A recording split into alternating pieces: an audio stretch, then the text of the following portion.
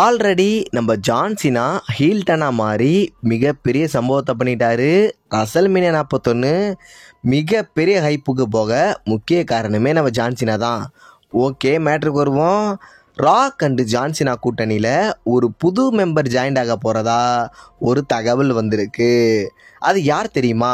நம்ம ரேண்டி ஓட்டன் தான். இதை கேட்டு நான் செம்ம ஷாக்கிங் ஆகிட்டேன்.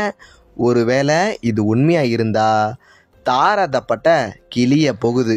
நம்ம ப்ராக் லெஸ்னர் ரீசெண்டாக நடந்த ஒரு இன்டர்வியூவில் நான் WWE திரும்பவும் ரிட்டர்ன் ஆகிறது நடக்குமான்னு தெரியல, பட் பார்க்கலான்னு சொல்லியிருக்காரு.